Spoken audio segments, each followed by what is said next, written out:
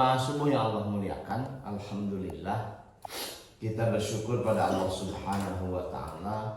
Allah mengumpulkan kita kembali di tempat yang penuh dengan keberkahan, dalam aktivitas yang penuh dengan kebaikan, yaitu salat subuh berjamaah di masjid. Mudah-mudahan ini bisa kita jaga sampai akhir hayat kita. Dan ngaji kita pada subuh ini, jemaah yang Allah muliakan, tidak melanjutkan dulu kitab hikam. Saya belum selesai membaca satu babnya itu. Jadi belum mudah saya sampaikan.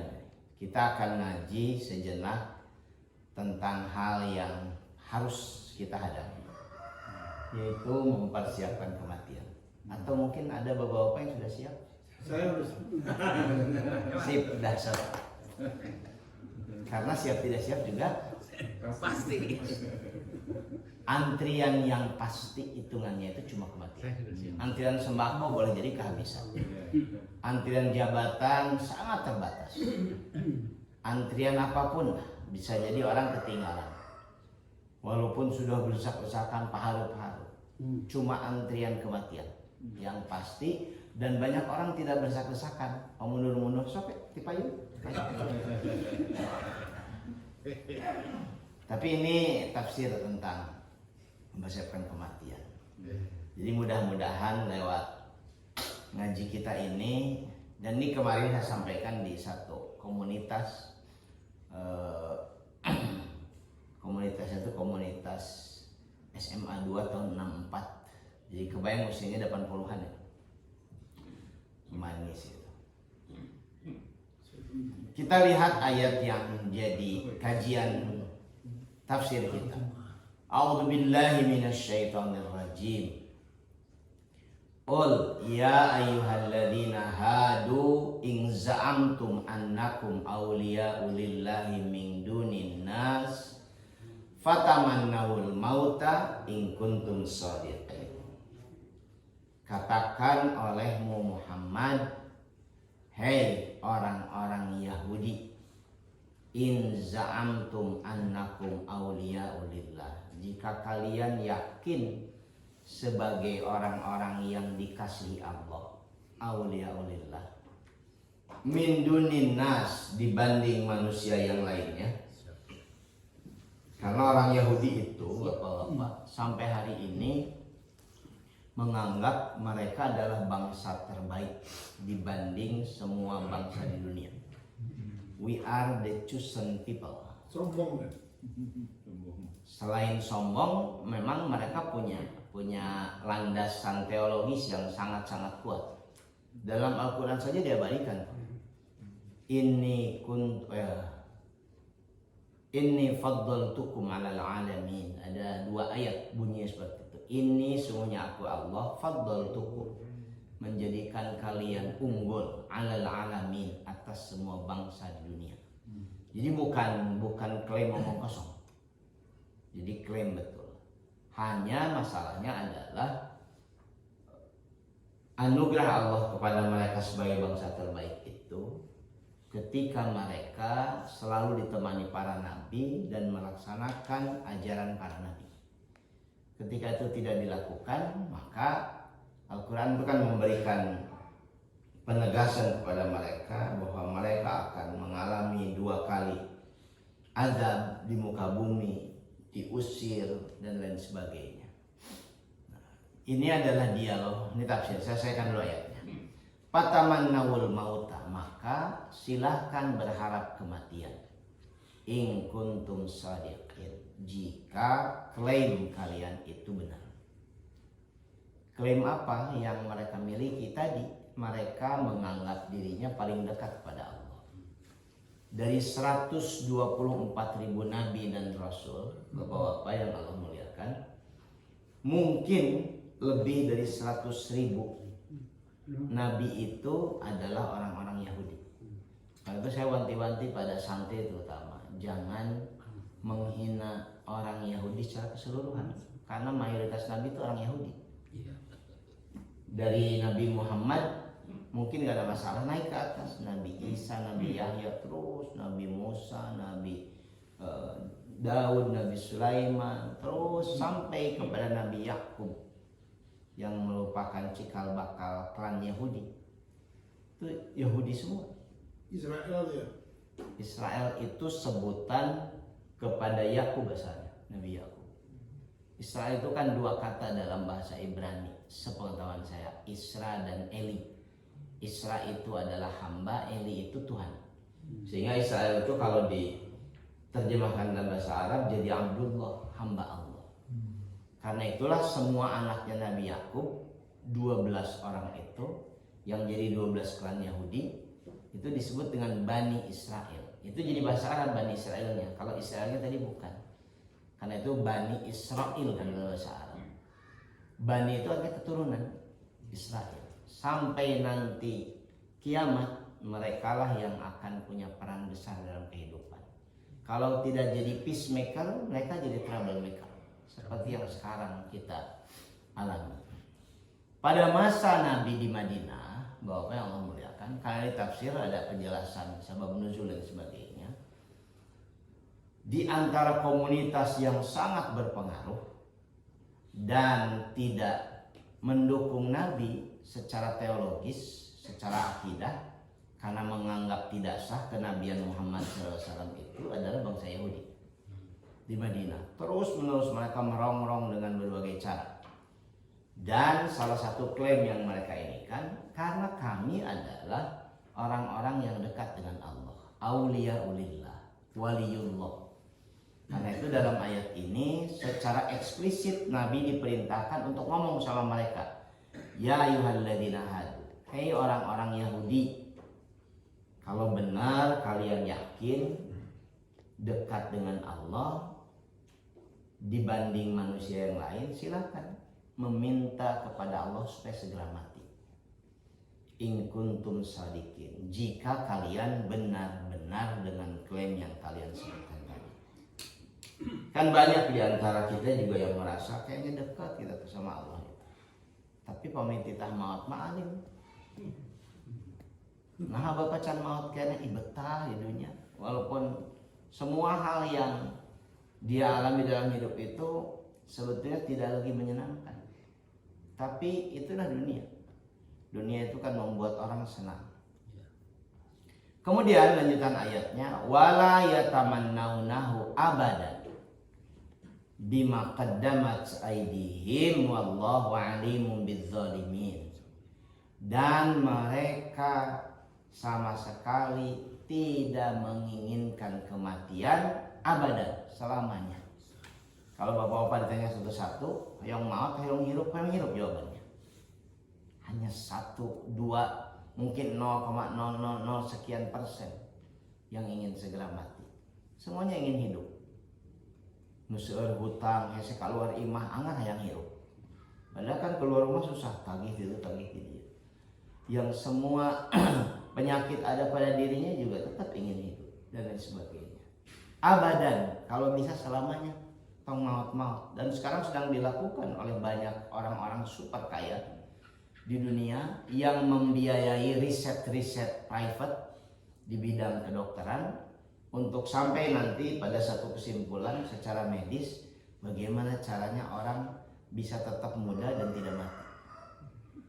Luar biasa Pak, triliunan rupiah tuh riset tentang itu dan sebagainya. Bahkan sudah sampai pada teknologi yang sangat mengkhawatirkan, cloning, bikin cloning sehingga mau sakit jantung ambil jantung dari cloningnya. Kalau nanti sakit ginjal, ambil ginjal dari cloning. Kenapa mereka takut dengan kematian? Ayat ini menyebutkan bima qaddamat aydihim, karena perilaku yang sudah mereka lakukan.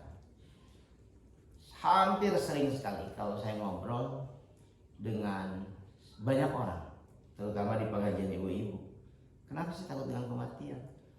Dacan dulu bakal Pak Ustaz, dosa, iraha coba boga dosa, kan terus aja dosa bertambah kita. Tiap hari kita bertambah dosa. Sehingga kata Abu Nuwas itu, dosaku itu seperti pasir di pantai. saking banyaknya karimal seperti pasir di pantai. Tapi sebagai orang beriman kita yakin ampunan Allah itu seperti hujan yang demikian deras turun. Jadi jumlahnya lebih banyak ketimbang pasir di pantai. Tapi ketika ditanya alasannya kenapa mereka tidak berani mati, katanya merasa dekat dengan Allah. Bima qaddamat aydihim, karena perbuatan mereka. Kita pasti tahu lah dosa kita, keburukan yang kita lakukan, sehingga kebayang kalau mati itu demikian mengerikan, sebab berbuat dosa. Ya Allah, kalau dihitungnya sejak kita balik di umur 10, 11, 12 tahun, pisan dosa. Sementara perbuatan baik kita mungkin baru kita lakukan hanya dalam beberapa tahun. Kita lagi kapaksa we, pedah tuh bisa kemana-mana, jadi loba, jadi gering dan sebagainya. Saya kan. Wallahu alimun bidzalimin, dan Allah maha mengetahui bidzalimin, dengan kezaliman yang dilakukan oleh mereka. Dalam kasus ini orang-orang Yahudi. Qul innal mauta alladzi tafiruna minhu fa innahu mulaqikum thumma turadduna ila alimil ghaibi wasyahadah fayunabbiukum bima kuntum ta'malun. Katakan olehmu Muhammad kepada mereka. Mereka di sini orang Yahudi yang takut sekali dengan kematian. Dalam konteks Al-Quran yang menjadi bacaan kita semua, maka khitab yang asalnya ditujukan secara khusus pada orang Yahudi ini berlaku secara umum kepada kita semua kalau konteksnya mirip dengan orang-orang Yahudi. Sesungguhnya kematian alladzi tafiruna minhu, yang kalian lari menghindarkan diri darinya, fa innahu mulaqikum, kematian itu sesungguhnya akan menemui kalian. Bukan kita yang menemui kematian, tapi kematian yang akan menemui kita.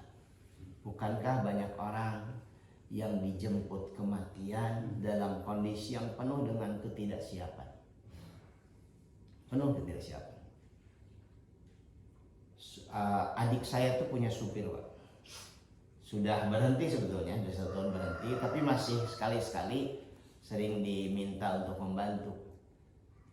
Satu waktu dia memarkirkan mobil di Masjid Al-Jabar, di parkir Masjid Al-Jabar. Parkirkan dia, kita parkir, kemudian mau ketemu teman-temannya jalan, tersandung gitu, nggak bangun lagi, semua kawan-kawannya dideketin dan sebagainya, meninggal dunia.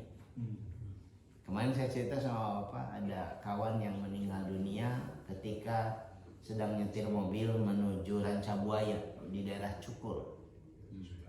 Kemarinnya lagi saya juga cerita sama Bapak, ada yang ketika di pesawat pulang dari Oman ke Indonesia, ketika landing meninggal dunia.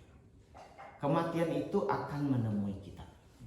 Termasuk kita yang duduk sini nggak sama. Bahkan ada yang lagi duduk sebenarnya. Bahkan kalau boleh Pak, kalau boleh berharap kematian itu ketika kita sedang melakukan aktivitas kebaikan, ke ngaji mau teh. Sok badai siap didoakan Pak. Luar biasa sedang sholat, karena itu sudah ngerti mau udah jelas orang sedang sholat dan lain sebagainya. Fa innahu mulaqikum, dia bisa mendatangi kita, menemui kita kapan saja. Apa maknanya? Bukan masalah kematiannya yang seharusnya ditakuti oleh kita, dikhawatirkan. Tapi bagaimana kematian datang pada kita yang harus kita takuti, apakah kita sedang su'ul khatimah atau husnul khatimah. Nanti yang mesti dijaga adalah upayakan husnul khatimah. Kalau dijelaskan panjang husnul khatimah ini. Tapi secara umum husnul khatimah itu adalah kematian yang baik karena tidak sedang melakukan maksiat. Karena itu hati-hati dengan maksiat. Jangan-jangan orang sedang melakukan maksiat dijemput kematian. Setelah itu apa? Tsumma turadduna ila alimil ghaibi wasyahadah. Kemudian dikembalikan kepada yang maha mengetahui yang gaib dan yang jelas. Fayunabbiukum, maka dia Allah nabba'akum akan memberitahukan kalian bima kuntum ta'malun, apa-apa yang kalian lakukan. Sehingga dari situ kita bisa memahami apakah kita akan berakhir di tempat yang demikian menakutkan atau akan bertemu dengan tempat yang demikian menyenangkan. Ayat ini case-nya adalah orang-orang Yahudi di Madinah yang demikian sombong, demikian percaya diri bahwa mereka adalah orang-orang yang dicintai Allah, dekat pada Allah. Dan sampai hari ini ayat-ayat Quran tidak berubah.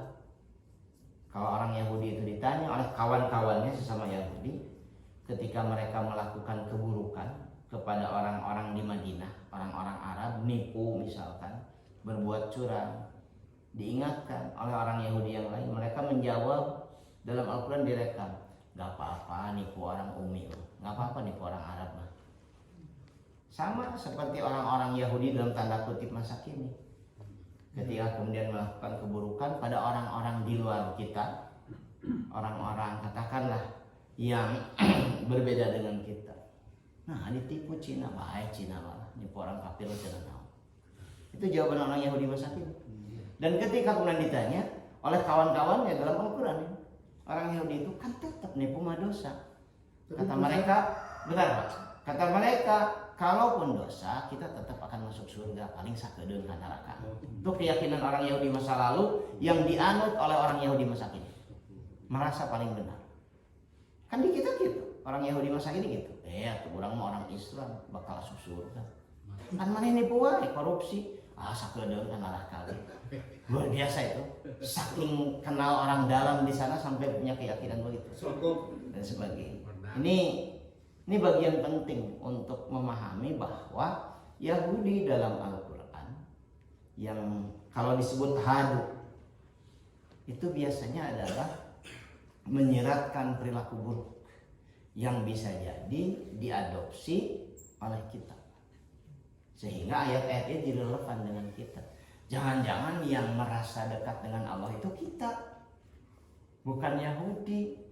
Jangan-jangan yang demikian yakin bahwa kita bakal masuk surga itu adalah memang kita, bukan orang Yahudi. Jangan-jangan yang demikian takut dengan kematian itu adalah kita, bukan orang Yahudi. Yang demikian takut dengan kematian karena loba dosa nu dijieun. Dan jangan-jangan yang nanti akan dijemput kematian itu, yang demikian ketakutan itu adalah kita. Mari kita lanjutkan. Ya sebentar. Mbak. Yang Yahudi ini percaya Allah kan? Percaya. Ya, yang Yahudi Israel sekarang percaya Tuhan mereka dan sebagainya. Sama kayak Yahudi masa kini kan percaya sama Tuhan. Nah, kenapa orang takut dengan kematian? Ini salah satu landasan yang dianggap membentuk keyakinan betapa kematian itu demikian menakutkan. Saya mengutipkan dari sahabat Syaddad bin Aus radhiyallahu anhu. Dia menyampaikan al-mautu afdha'u haulin fid dunya wal akhirah 'alal mu'min wa huwa asyaddu min nasril manashir wa qardin bil makarid wa 'ala wa ghallin fil kudur walau annal mayyita nusyira fa akhbara ahlad dunya bil mauti mantafa'u bi'aisin walaladdu binaumin. Kata beliau, muridnya Nabi sallallahu alaihi wasallam yang menyampaikan, kematian itu adalah kengerian yang paling dahsyat di dunia dan di akhirat bagi orang-orang beriman. Kematian lebih menyakitkan dari goresan gergaji, sayatan gunting, dan panasnya air mendidih di bejana. Seandainya walau annal mayita, seandainya ada mayat yang bangkit, fa akhbaro, kemudian dia cerita kepada penduduk dunia tentang sakitnya kematian, mantafa'u bi'aisin, pasti penduduk dunia tidak akan nyaman dengan hidupnya, walaladzu binaumin, dan tidak akan pernah nyenyak dalam tidurnya. Ini melekat pada semua sahabat Nabi yang lain, terus diajarkan pada para tabi'ut tabi'in sampai hari ini, Betapa menakutkannya kematian. Dari sudut pandang kematian yang menakutkan, betapa menakutkannya kematian. Ini yang mempengaruhi mayoritas kita demikian takut dengan kematian. Apakah memang demikian?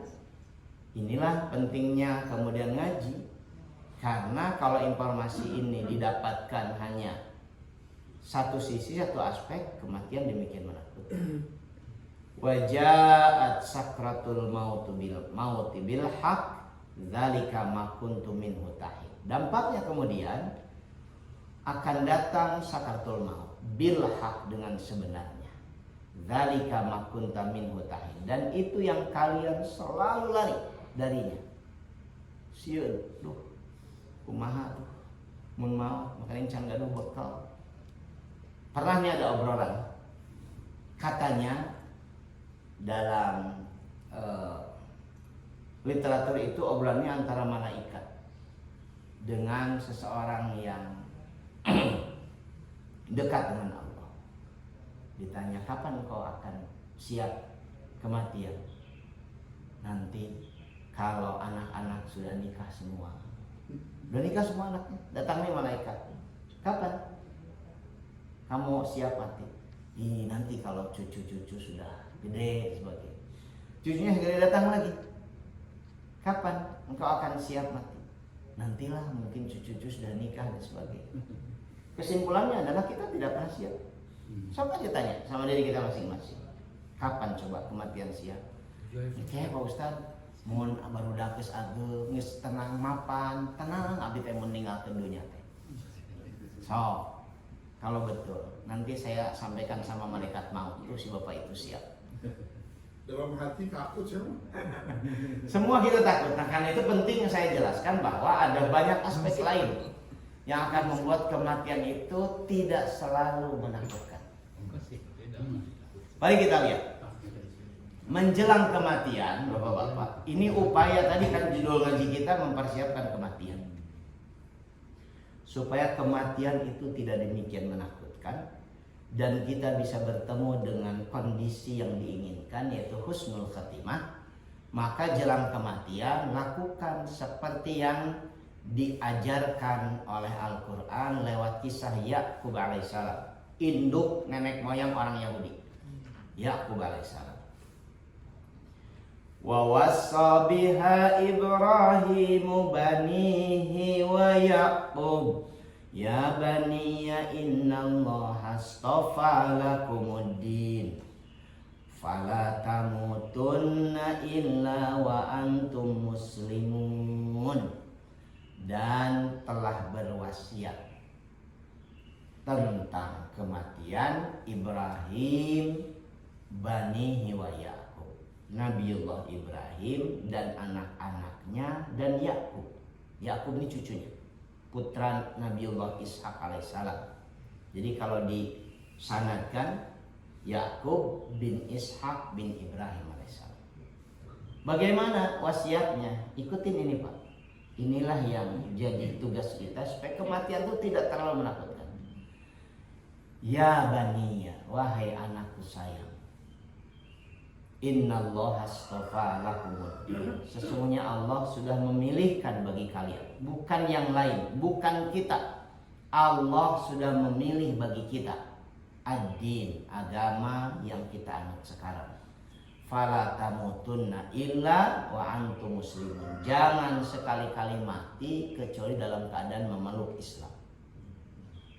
Masukkan tuh sejak dini ke anak-anak kita, dimimiti TK sampai perguruan tinggi, terus biar jadi indoktrinasi yang matang. Jangan sampai keluar dari Islam dimanapun. Mungkin bapak-bapak kita nih yakin anak-anak kita tidak akan keluar dari Islam. Mungkin juga kita punya keyakinan cucu-cucu kita tidak akan keluar dari Islam. Tapi bisakah keyakinan itu dijaga nanti cicit-cicit kita? Kan belum tentu. Karena itu penting dilakukan wasiat yang mudah-mudahan nanti dilakukan juga oleh anak kita, dilakukan oleh cucu kita pada anak-anaknya. Kenalkan sejak dini dia dengan tauhid, bahwa inilah keyakinan terbaik yang Allah pilihkan bagi kalian. Jangan mati kecuali dalam keadaan menggenggam keyakinan ini. Kemudian wasiat yang lain, am kuntum syuhada idh hadara yaqub al maut idh qala li banihi ma ta'buduna min ba'di qalu na'budu ilahaka wa ilaha abaika Ibrahim wa Ismaila wa Ishaq ilahan wahida wa nahnu lahu muslimun.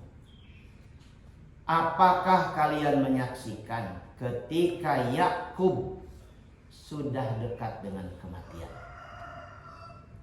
Idh qala li banihi, dan ketika dia berwasiat kepada anak-anaknya saat menjelang kematian. Ma ta'buduna min ba'di, apa yang akan kalian lakukan setelah aku mati? Apa yang akan kalian genggam, apa yang akan kalian sembah setelah aku mati? Kalau anak-anaknya yang 12 orang itu menjawab, na'budu ilahaka, kami akan selalu menyembah Tuhan yang kau sembah. Wa ilaha abaika, juga Tuhan yang disembah orang-orang tua kita, Ibrahim, Ismail dan Ishak. Ilahan wahida, yaitu Tuhan yang satu, wa nahnu lahu muslimun, dan kami jadi orang-orang yang tunduk kepadanya, muslim. Ini nenek moyang orang Yahudi, putra dari Yakub alaihissalam. Apa maknanya? Bapak-bapak yang Allah muliakan, wasiat kedua yang menjadi penting adalah titipkan supaya mereka tidak meninggalkan kewajiban beribadah kepada Allah. Kalian tadi tauhidnya genggam erat. Dimanapun mereka hidup, apapun yang mereka kerjakan, bagaimanapun situasi yang mereka hadapi, jangan pernah meninggalkan tauhid. Yang kedua, titipkan supaya tidak meninggalkan kewajiban beribadah. Dan tidak mungkin muncul kesadaran melakukan ibadah kecuali dilatih, dibiasakan ketika mereka masih belia. Kan hadisnya sangat jelas. Muru auladakum bis-shalah bisab'i sinin. Perintahkan anakmu untuk sholat di usia 7 tahun. Padribuhu, dan boleh dipukul tuh anak itu, walaupun tidak harus dilakukan. Kalau meninggalkannya bi'asri sinin, dalam usia 10 tahun. 7 ke 10 ada 3 tahun. Kalau bapak-bapak mungkin kan ajak budak di umur 2 tahun untuk ikut sholat dengan ibunya, dengan kita, atau kali-kali bareng bersama sekeluarga ke masjid. Jadi reunian sejak kecil itu di masjid dan lain sebagainya. Diajak bahkan iktikaf. Saya termasuk yang luar biasa senang, Pak. Secara pribadi ya, saya senang melihat orang yang iktikaf itu dengan keluarga, anak cucu menantu, mobil penuh. Dulu kan ada iklan mobil yang sangat-sangat melekat itu ya. Di mobil Kijang teh aya AA, Teteh, Uwa, Bibi dan sebagainya iklannya. Namun biasa mah kalau momen-momen penting itu dalam syariat ajak semua. Kan sulit ngajak semua ya. Sok ngajak ngaji anaknya, susah ya. Yuk, ngaji subuh dalam kausa, iya Pak, banyak tugas Bapak sebagainya. Nanti ajak lagi sama banyak tugas, tapi coba diajak balanya. Jadi bisa kan, itu bisa. Ayo kita jalan-jalan ke IKEA. Oh, ayo kan banyak tugas, tugas bisa nanti. Luar biasa godaan setan sebagainya. Ini bagian penting yang mesti kita lakukan. Karena tidak mungkin kita bisa wasiat itu kalau tidak dilibatkan anak-anak kita sejak belia, diajak untuk melaksanakan sholat. Jadi itu kedunungan 7 tahun, 2 tahun. 2 tahun tuh kasus saya saja. Saya 2 tahun ngajak anak ke masjid itu. Dari tudai cicing dan sebagainya sampai akhirnya jadi biasa. Dan alhamdulillah, paling tidak mudah-mudahan jadi bagian yang tidak lagi dia akan tinggalkan. Karena saking biasanya kan. Kalau bukankah sesuatu yang biasa kita lakukan itu kalau ditinggalkan ada yang hilang. Aduh, gelisah. Luar biasa kan kalau anak-anak usia belasan tidak nyaman kondisi kehidupannya kalau dia meninggalkan sholat. Dan sholat itu menjadi bagian penting sebagai identitas wa nahnu lahu muslimun, dan kami adalah orang-orang muslim.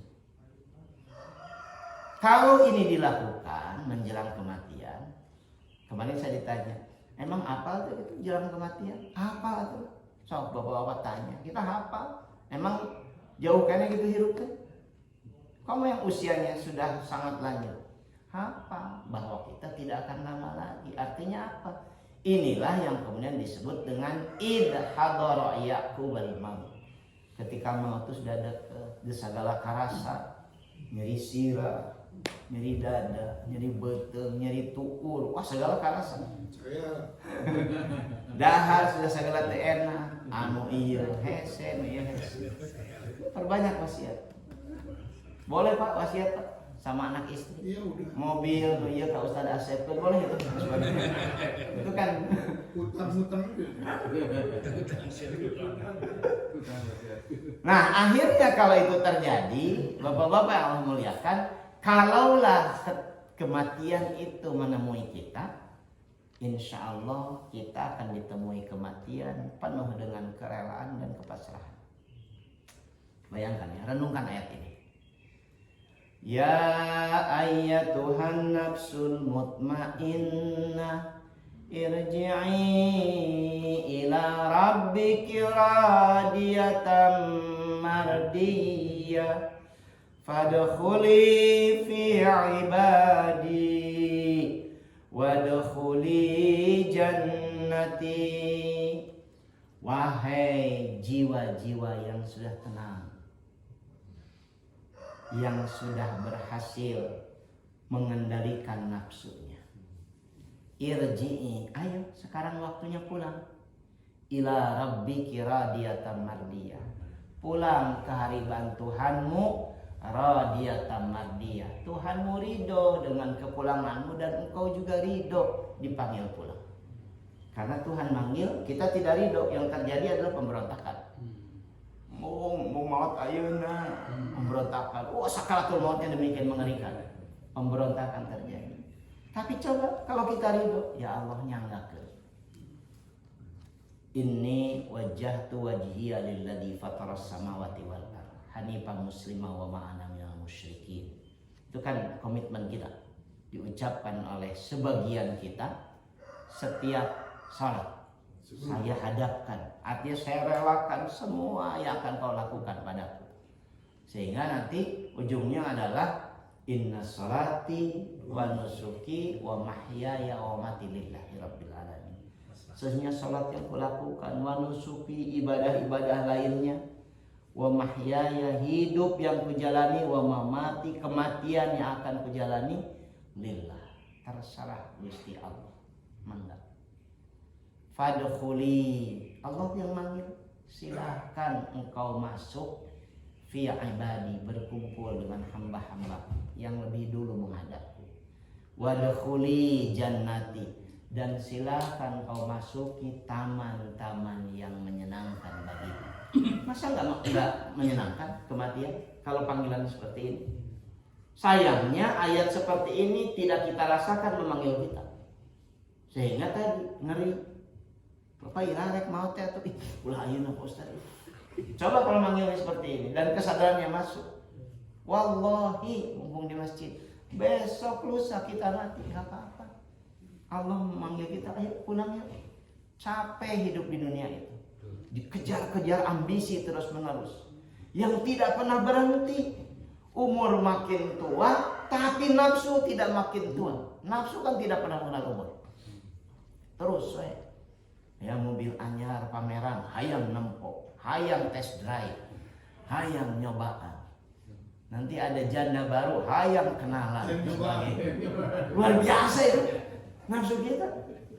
Ketemu dengan apapun selalu saja, ya Allah coba mengurangi. Kapan selesainya? Hatta zurtumul maqabir, ketika ziarah ke alam kubur. Nah karena itu perbaiki komitmen kita. Dan ngaji hikam kita, targetnya adalah ini. Target perjalanan panjang kita menuju Allah itu, kata para ulama tasawuf, target akhirnya adalah ridho, rela, pasrah. terserah ya Allah. Kalau belum rela nggak bisa ya. Bisa, tapi demikian menyakitkan. Coba kita lakukan sesuatu yang tidak kita inginkan. Dipaksa kita melakukan, bari baut kan, bari amok-amokan,